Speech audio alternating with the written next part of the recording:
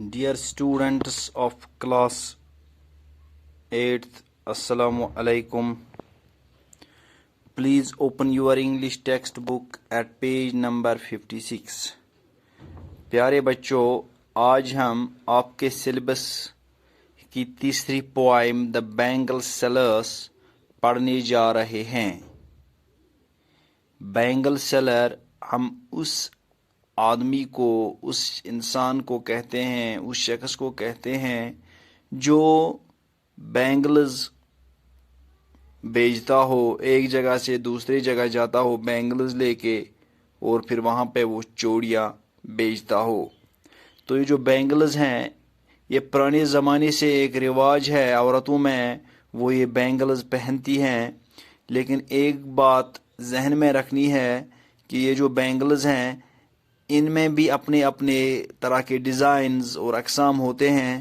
جب چھوٹی بچی کے لیے الگ بینگلز ہوتی ہے، بڑی لڑکی کے لیے الگ بینگلز ہوتی ہیں، اسی طرح جو مڈل ایجڈ عورت ہے اس کے لیے الگ طرح کی بینگلز ہوتی ہے، اسی طرح دلہن کے لیے الگ طرح کی بینگلز چوڑیاں ہوتی ہے، اور بوڑھی عورت کے لیے الگ طرح کی بینگلز ہوتی ہیں۔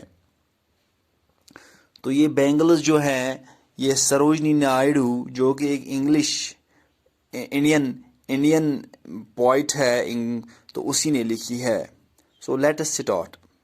Bangle sellers are we who bear our shining loads to the temple fair. Who will buy these delicate, bright, rainbow-tinted circles of light, luscious tokens of radiant lives for happy daughters and happy wives? تو اس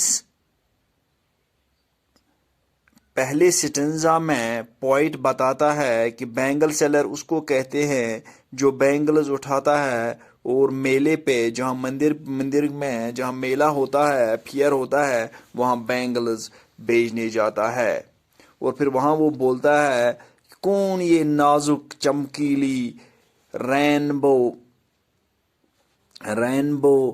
کے کلروں کی یہ جو بینگلز ہیں، یہ خریدے گا۔ یہ list tokens of radiant light, یہ چمکیلی چیزیں ہیں، یہ زندگی کو لبانے والی چیزیں ہیں۔ کون اپنی بیٹیوں کو خوش رکھنا چاہتا ہے، اپنی بیویوں کو خوش رکھنا چاہتا ہے، تو کون یہ بینگلز خریدنا چاہتا ہے؟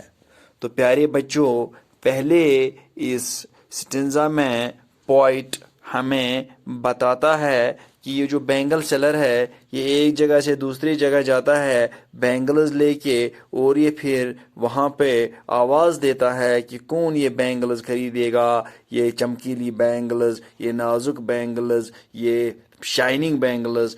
جو یہ لے گا اس کی بیٹیاں خوش ہو جائیں گی، اس کی بیویاں خوش ہو جاتی ہیں ان بینگلز کو پہننے سے۔ Some are meet for a maiden's wrist, silver and blue as the mountain mist. Some are flushed like the birds that dream on the tranquil brow of a woodland stream.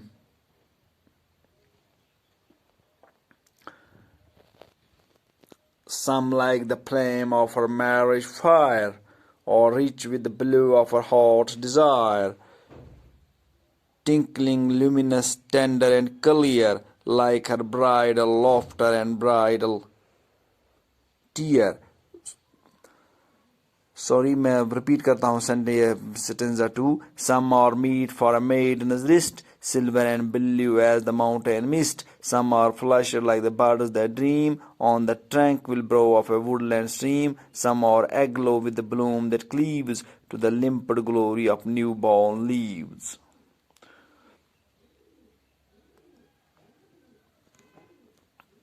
دیکھیے، یہ بولتا ہے پھر یہ بینگل سیلر، کچھ چوڑیاں جو ہوتی ہے وہ ایک کنواری، یہ میڈن بولتے ہیں جو کنواری ہو، اس کے لیے اس کے رسٹ کے لیے ہوتی ہے silver and believe as the mountain must, اور کچھ بلیو اور سلور ہوتی ہے جیسے کہ ماؤنٹین کا جو وہ دھند ہوتا ہے ویسا ہی۔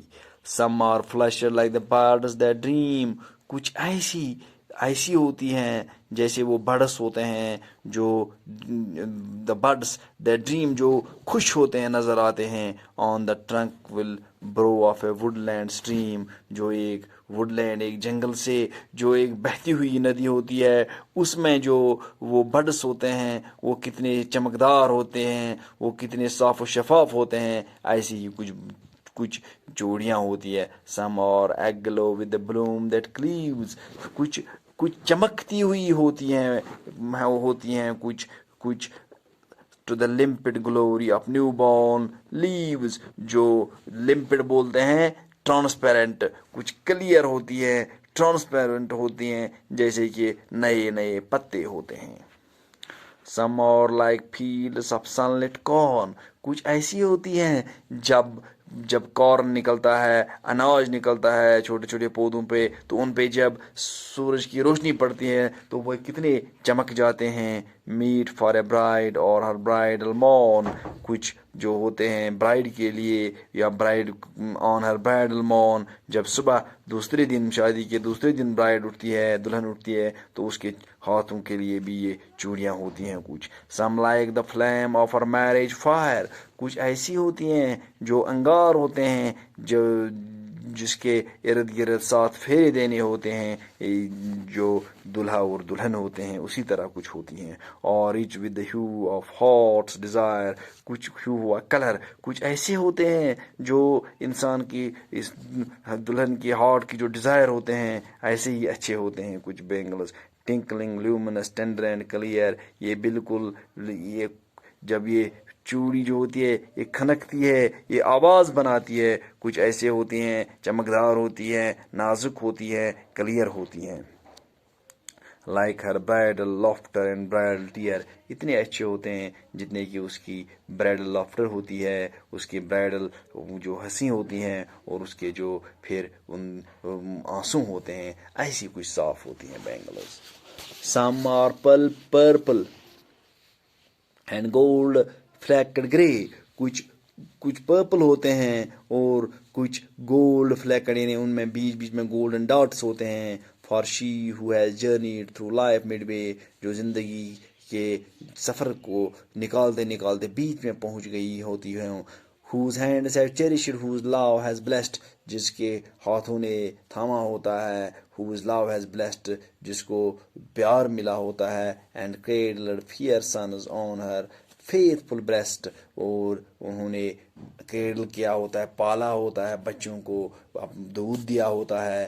and serves her household in fruitful pride، اور اپنے جو مکان گھروں میں یہ عورتیں کام کرتی ہیں. and worships the gods at her husband's side، اور وہ دیوتاؤں کا پوجا کرتی ہے اپنے پتی کے سائڈ میں بیٹھ کے. تو پیارے بچوں، یہ سروجنی نائیڈو نے بینگل سیلر پوائم لکھی ہے. اس میں وہ بینگلز کی کہانی بتا دیتا ہے، اور اس پوائم میں جو ٹیکنیکس یوز ہوئی ہیں اس میں اگر ہم اس کی رائم سکیم دیکھیں تو رائم سکیم اس کی ہے بیئر فیئر برائٹ لائٹ. اس کا مطلب ہے اس کی رائم سکیم جو ہے وہ ہے A B, bear fair A be.